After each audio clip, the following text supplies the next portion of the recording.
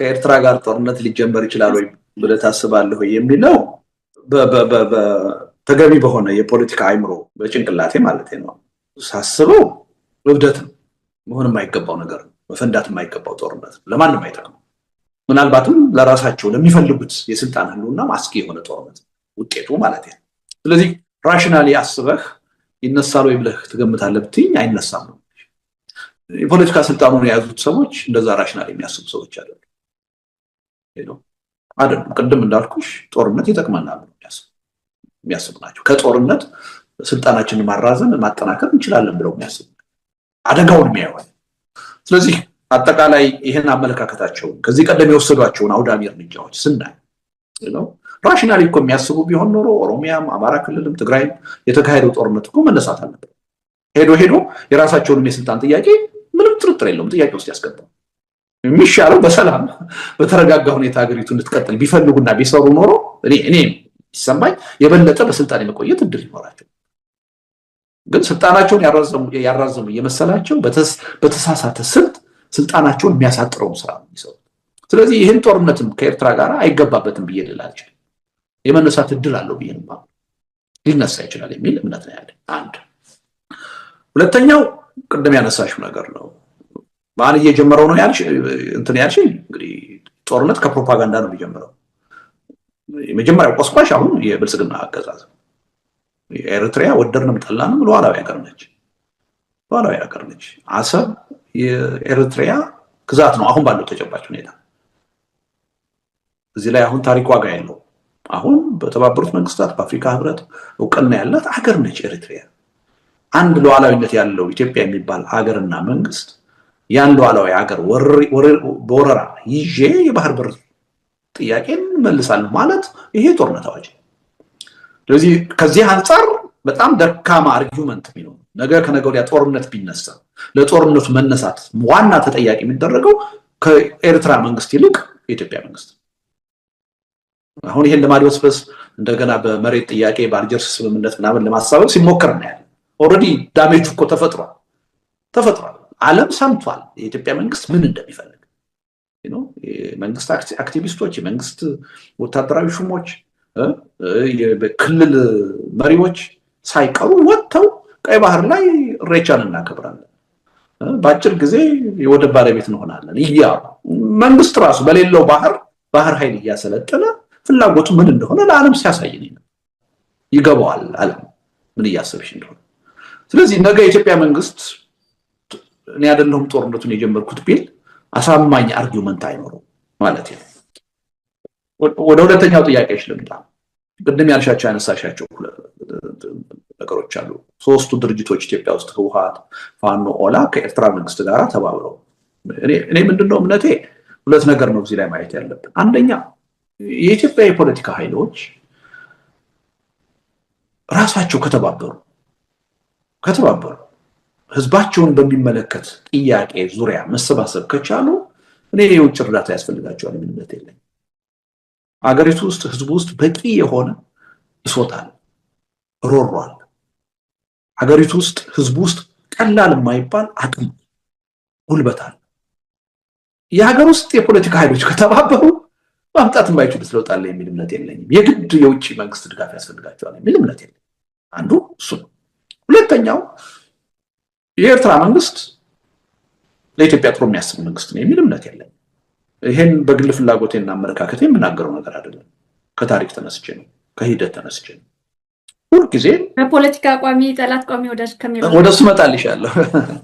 ወደሱ መጣልሻለሁ ስለዚህ እኔ ከኤርትራ መንግስት ጋር መተባበር ምንም አስፈላጊ ነው የሚል እምነት የለኝም ከኤርትራ መንግስት እናገኘዋለን የሚባለውን ድጋፍ ጉልበት ራሳችን ከተባበርን ልናገኘው እንችላለን ኢትዮጵያዊ ኃይሎች ኢቭን እኔ በጦርነት ማላምንም ቢሆን በጦርነት የሚያምኑት ኃይሎች በዛ መንገድ ሄደን ለውጥ እናመጣለን ብለው እስካመኑ ድረስ ሀገር ውስጥ ያሉት ኃይሎች ከተባበሩ የሻዕቢያ እርዳታ ያስፈልጋቸው ሻዕቢያ እኮ የአማራን ህዝብ እኮ አንድ አስረኛ እኮ ያክል የኦሮሞን ህዝብ እኮ አንድ 15ኛ ወይ አንድ 10 ምናምንኛ እኮ ያክል አይደል እንዴ ከትግራይ ህዝብ ያነሰ እኮ ነው አይደል ኤርትራ ምንድነው ከሱ የሚፈልገው እርዳታ ኢትዮጵያ ውስጥ ያለውን ችግር ለመፍታት አንዱ ይሄ በጥንቃቄ መታየት አለበት የሻዕቢያን ባህሪ ደግሞ ማወቅ ያስፈልጋል ሻቢያ ኢትዮጵያ ሰላም እንድትሆን የሚፈልግ አይደለም።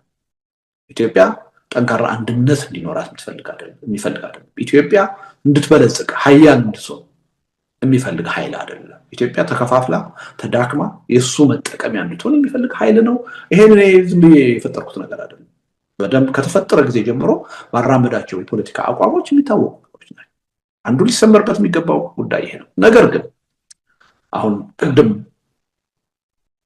በራሽናል ጭንቅላት የኤርትራና የኢትዮጵያ ጦርነት ሊነሳ አይችልም ብዬ ነው የማምነው። ነገር ግን አሁን ያለው ነባራዊ ሁኔታ ካየሁት ግን አክተሮቹን ስገመግማቸው ግን ይነሳል የሚል እምነት ነው ያለው። ወደዛ የመሄድ ዕድሉ ይሰፋል የሚል እምነት ነው ያለው። በተመሳሳይ ሁኔታ አሁን እነዚህ አገር ውስጥ ያሉ 3 የፖለቲካ ኃይሎች ከሻቢያ ጋር ተባብረው ብልጽግናን የመውጋት ዕድላቸው ሰፊ ነው ብዬ ነው። ተገቢ ነው እያልኩሽ አይደለም። እኔ አስፈላጊ ነው የሚል እምነት የለኝም። እኔ አስፈላጊ አይደለም ስላልኩ ግን ይቀራል ማለት ነው። አሁን አገዛዙ እየወሰደ ያለው ጠቃሚ እርምጃ ነው። እያንዳንዳቸውን ጨፍጭፎ ከምድረ ገጽ ለማጥፋት የሚያደርገው እርምጃ ከማንም ጋር እንተባበራለን ብለው እንዲሉ የሚገፋፋ የሚያስገድድ ነው።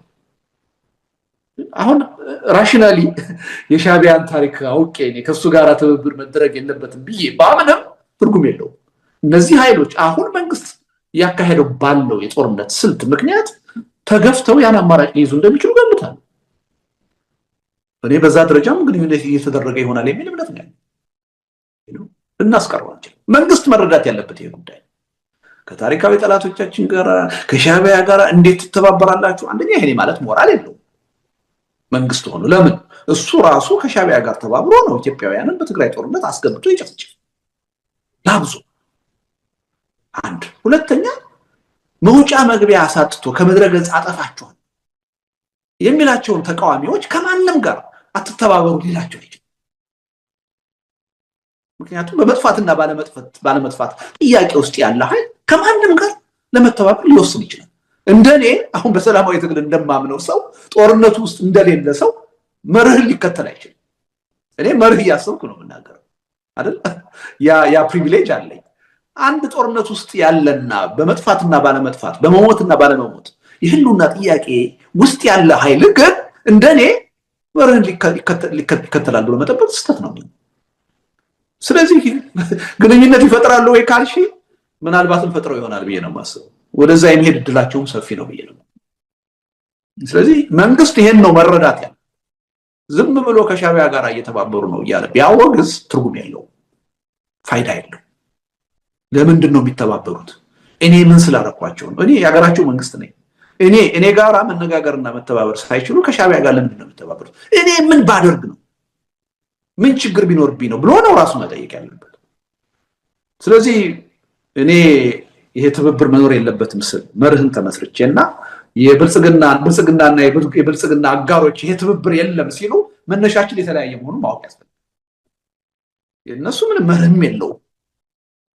ያን ጉዳይ አገዛዙ ብልጽግና ሲያደርገው አልተቃወሙም። ትናንት በትግራይ ጦርነት ኢትዮጵያዊ የሆኑ ዜጎችን ራሱ መንግስት ጋብዞ ሲያስጨፈጭፋቸው አልተቃወሙም። እሰየው ለሀገር አንድነት ሲል ያደረገው ነው ያሉት አይደል? አሁን ግን ለምሳሌ ለማናቸው ያታውቂያቸው ከኔ በላይ በየቀኑ ውስጥ ተከታታያቸው ነው የምትዩና ጅምላ ጠቅልለን እንዳንሰጣቸው በጅምላ አይደለም ተጠቂም የነበሩ አሉ እኮ። ምን አልሽኝ? በሰሜን ኢትዮጵያ ጦርነት አሁን እንዳልከው የኤርትራ ኃይል ወይ ሻቢያ ትግራይ ውስጥ ገብቶ ያጠፋውን ያክል አማራ ክልልም እጅግ በጣም ከፍተኛ ጥፋት ደርሷልና ያንንም በትግራይ በነገርሽ ላይ ያሉ ሰዎች የአማራ ክልል ያለውን ጥፋት ሪኮግናይዝ ያደረጉት ምንም ምክንያት የለም። የሻቢያን ኢትዮጵያ ውስጥ ገብቶ የኢትዮጵያን ዜጎች ስለመጨፍጨፉ ያን ጀስቲፋይ ሊያደርግ የሚችል ምንም ምክንያት የለም። አማራ ክልል ላይ የተፈጸመውን ወንጀል በራሱ ማውገዝ ተገቢ ነው በራሱ። ለሻቢያ መግባት ግን ማሳመኛ ምክንያት ሆኖ ሊቀርብ አይችልም። በነገርሽ ላይ የአማራ ክልል እኮ ቲፒኤልኤፎች የገቡት ሻቢያ ከገባ ከስንት ወር በኋላ ነው። ሻቢያ ገና ጦርነቱ በተጀመረ በ3ኛው ቀን ነው ትግራይ ውስጥ የገባው። ያኔ የትግራይ ኃይሎች ወደ አማራ ክልል አልመጡም፣ ገና ወደ ተንቤን እየሸሹ ነው የነበረው። እና ግን ሆኖም ቢሆን በምንም ተአምር አንድ የውጭ ኃይል በአገራችን ጉዳይ ጣልቃ ገብቶ የራሳችንን ዜጎች ስለመጨፍጨፉ ምንም አይነት ጀስቲፊኬሽን ልናቀርብ አንችልም። በቃ በአለበት መወገዝ ያለበት ጉዳይ ነው። ቅድም ያልሽ ነገር እነማን ናቸው የምታውቂያቸው ይመስለኛል። አሁን እየተናገርኩ ያለሁት ያገዛዙ አፍና ልሳን ሆነው የሚናገሩ ኃይሎች አሉ። ሌሎቹማ ትናንትና በዛ አይነት የተለያየ አስተሳሰብ ያሉት እኮ ወደ አንድነት እየሄዱ ነው እኮ እያለ ነው፣ ወደ ትብብር እየሄዱ ነው እያለ ነው አይደል? የራሳቸውን ትምህርት ወስደው የፖለቲካ ኃይል አስተላልፉ ተለውጦ ወደ ሌላ ግንኙነት እየሄዱ ነው። እንኳን አንዳቸው ሌላቸውን ሊያወግዙና እኔ አሁን እያወራሁ ከመርህ አንጻርስ አሁን ለምሳሌ ብልጽግና ብርጌድ ሐመዱ የሚል የትጥቅ ትግል በኤርትራ መንግስት ጋር የሚነሳ እያሰለጠነ ነው አይደል? ስህተት ነው። መረጃዎች አሉ። ከዛ አንጻር ስህተት ነው። እኔም መረጃው አለኝ። ስህተት ነው። ተገቢ አይደለም፣ አይጠቅምም። ምንሽ ይሄ እኮ በዓለም አቀፍ ህግም እኮ ያስጠይቃል። አንድ ሀገር በሌላ ሀገር የውስጥ ጉዳይ ገብቶ ታጣቂ ማደራጀት አይችልም። የሚገርምሽ ሌሎች እኮ እንዳውም እንዲህ አይነት ነገር ሲያደርጉ በድብቅ ነው አይደለ? ሻዕቢያ አንድም ቀን የኢትዮጵያ ኃይሎችን እያስታጠቁ ነው ብሎ በአደባባይ ተናግሮ አያውቅም አይደለ? አሁን ከህወሓት ጋር ወይም ከፋኖ ጋር እየተባበርኩ ነው ብሎ ተናግሮ አያውቅም አይደለ? የኢትዮጵያ መንግስት እኮ የዲፕሎማሲን ሀሁ እንደማያውቅ እኮ የምታውቂው እኮ በአደባባይ እኮ ያሳያል እኮ። አዲስ አበባ ላይ ሲሰበሰቡ ስልጠናም ሲወስዱ ያሳያል። እና የዲፕሎማሲ ሀሁ አያውቅም እና ስህተት ነው እሱም ማለት ነው። ለምሳሌ የፖለቲካ ትግል ውስጥ ስገባ ምንም ጥርጥር የለውም ከዚህ አሁን ካለኝ አስተሳሰብ የተለየ አመለካከት ነው የነበረኝ። እንደው የብሔር ፖለቲካን የሚያነሳ ሰው በቃ ሀገር አፍራሽ ሀገር በታኝ አድርጌ ነበር የማየው። እንዴት በብሔር ተከፋፍሉናላችሁ? የብሔር ጥያቄ ከየት ያመጣችሁት ነው የሚል አስተሳሰብ ነው የነበረኝ። ግን በሂደት ፖለቲካ ውስጥ ገብቼ ኢትዮጵያን እያወቅኩ ስመጣ በኢትዮጵያ ውስጥ ያሉ የፖለቲካ ቀራኒዎችን እያየኋቸው ስመጣ ከብዙ የፖለቲካ ኃይሎች ጋር መገናኘት አብሬ መስራት ሲጀምር ግን ያ አመለካከቴ በሂደት እየተቀየረ ነው የመጣው። ስለዚህ የብሔር ፖለቲካ ኢትዮጵያ ውስጥ ሪያሊቲ ሆኗል። ይሄን ሪያሊቲ ማውገዝ እና መንቀፍ በራሱ የትም አያደርስም። ችግሩን ጥያቄውን በአግባቡ ተገንዝቦ ለመፍታት መሞከር ነው የሚሻለው የሚል አቋም ላይ ነው የደረስኩት። ይሄ አቋሜ ድሮ የነበረ ነው እያልኩሽ አይደለም፣ ተለውጬ የያዝኩት አቋም ነው። የኢትዮጵያን የፖለቲካ ሁኔታ ሳውቀው ስረዳው በሂደቱ ስቆይ ተረድቼው ተገንዝቤው አስተሳሰቤን ቀይሬ የያዝኩት። ያን አስተሳሰቤን በመቀየሬ ደግሞ ደስ ነው፣ ለመጥፎ ነገር አላየው። የበለጠ ኢትዮጵያን አወቅኩ ብዬ ነው የማውቀው። እና የአመለካከት ነው ያለኝ። አሁን ኢትዮጵያ ውስጥ ዜጎች የተለያየ አስተሳሰብ አላቸው። እኔን የመሰሉ ሰዎች ፖለቲካ በዜግነት ጉዳይ ነው መካሄድ ያለበት፣ በኢሹ ነው መካሄድ ያለበት፣ በፖሊሲ ጉዳይ ነው መካሄድ ያለበት እንጂ በብሔር ማንነት ወይም በሃይማኖት ማንነት መሆን የለበትም የሚል እምነት አለ። ይህ አንድ እምነት ነው። ኢትዮጵያ ውስጥ ግን ብቸኛ እምነት አይደለም። ይሄ የሁሉም ሰው አመለካከት አይደለም። ይሄ ሌሎች ደግሞ ኢትዮጵያውያኖች ነው የኢትዮጵያን ፖለቲካ በብሔር አይን ነው የምናየው። በብሔራችን እየተጠቃን ነው፣ ችግር ውስጥ እየገባን ነው። ይሄም ከፖለቲካ ጋር የተያያዘ ስለሆነ በብሔር ተደራጅተን እንታገላለን የሚሉ አሉ። ይሄንም ማክበር አለብኝ የሚል እምነት አለ።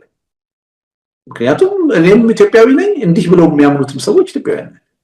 የእኔ ብቻ አመለካከት ነው ትክክል ልል አልችልም። የእነዚህ ሰዎችም አመለካከት በኢትዮጵያ ፖለቲካ ተገቢው ቦታ አግኝቶ መፈታት አለበት ብዬ አምናለሁ። ስለዚህ በኢትዮጵያ ተጨባጭ ሁኔታ አሁን ሁለቱም የፖለቲካ አመለካከቶች ሊስተናገዱበት የሚችል መድረክ መኖር አለበት ብዬ ነው። ለምሳሌ አንዳንድ ሰዎች አሁን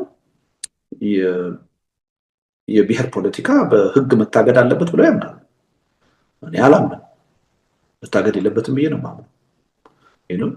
ለሀገሪቱ የሚጠቅመው የዜግነት ፖለቲካ ነው ብዬም ባምን የኢትዮጵያ ሪያሊቲ ነው። እሱን የሚደግፉ በሱ የሚያምኑ ብዙ ኢትዮጵያውያን በሚሊዮን የሚቆጠሩ አሉ። የእነዚህ አስተሳሰብና ፍላጎት መጠበቅ አለበት ብዬ አምናለሁ። ስለዚህ በኢትዮጵያ ፖለቲካ በህግ ሊታገድ አይገባውም፣ ሊፈቀድ ይገባዋል ብዬ ነው። እንዳውም ይሄን ለማጥፋት የሚደረግ ሙከራ ሌላ ብጥብጥ፣ ሌላ ቀውስ ውስጥ ነው የሚከተል የሚል ስጋት አለ። በሱ መልኩ ነው የማየው ማለት ነው። የኢትዮጵያዊነት ፖለቲካንም እንደሌለ ሌሎቹን ለመጨቆን ተብሎ የተያዘ አመለካከት ነው እንደዛ የሚባል አይደንቲቲ እንደሌለ የሚናገሩትን ተቀበሉ። እኔ ተኮትኩቼ ያደግኩት በኢትዮጵያዊነት ፖለቲካ አካባቢ ቤተሰቤ ይሄን አመለካከት እንዲይዝ ነው ያደረገኝ። በንባብም ራሴን አዳብሬ የደረስኩበት ደረጃ ፖለቲካችን ከብሔር ከሃይማኖት ከማንነት ይልቅ የዜግነት ቢሆን ይመረጣል። የተሻለ መረጋጋት፣ ሰላም፣ አንድነት ያመጣል ብዬ ነው እና ይሄ አመለካከቴም እንደ አንድ ኢትዮጵያ ውስጥ እንዳለ አመለካከት መከበር አለበት፣ ቦታ ማግኘት አለበት ብዬ ነው ማለት እና ይሄንም የሚያወግዙትን አልቀበላቸውም፣ ትክክል አይደለም የሚል እምነት ነው ያለኝ። እዚህ ላይ ነው ያለሁት። ወደ አማራ ክልልም ስትመጪ አሁን አማራ ክልል 2 ወይም 3 አይነት አመለካከት አለ ብዬ ነው። የአዲሱ የአማራ ናሽናሊዝም አስተሳሰብን የሚደግፍ ኃይል አለ። አማራዎች አሁን በአማራነታችን እየተጠቃን፣ ስለዚህ ይህን ጥቃት በአማራነታችን ተደራጅተን ነው መመከት የምንችለው። በኢትዮጵያዊነት መደራጀታችን አስጠቅቶናል፣ አላዋጣንም ብሎ የሚያምኑ ኃይሎች አሉ። አይ ሪስፔክት ያን አመለካከታቸው። ለምን መሬት ላይ ቀላል የማይባል የህብረተሰብ ክፍል እንደዛ ብሎ እያመኑ ነው፣ በሚሊዮን የሚቆጠር ህዝብ። በተመሳሳይ ሁኔታ ደግሞ ኖ ብሔር የሚባል ነገር ጭራሽ አታንሱ፣ የሚያዋጣው ኢትዮጵያዊነት ነው ብሎ ደግሞ የሚያምኑ ኃይሎች አሉ። እንደው ስሙንም መስማት የማይፈልጉ ብሔር የሚባል ነገር አታንሱብን፣ ብሔር የሚባል ነገር ማንሳት ኦነግነት ነው፣ ወያኔነት ነው፣ አታንሱ፣ ከኢትዮጵያዊነት ወርዳችኋል ብለው የሚወቅሱ ሰዎች አሉ። ይሄም አመለካከት ነው፣ አንድ አመለካከት ነው። ምንሽ ቀላል የማይባል የህብረተሰብ ክፍል አለ፣ ብዙ ነው ማለት። ስለዚህ ይሄ አስተሳሰብም አለን የሚሉ ኃይሎች በፖለቲካ መድረኩ መኖር አለባቸው ብዬ ነው። የኔ አይነት ደግሞ አስተሳሰብ አለ፣ ቅድም እንዳልኩሽ ነው። የብሔር ጥያቄንም የብሔር ፖለቲካንም አሁን ነባራዊ ሁኔታው ያመጣው ነው፣ ሪኮግናይዝ ማድረግ አለብን፣ መቀበል አለብን፣ እንዲስተናገድ ማድረግ አለብን። ነገር ግን ደግሞ የዜግነት ፖለቲካ አስፈላጊ፣ የሀገሪቱ አንድነት ምሉ ሆኖ መቀጠል አለበት።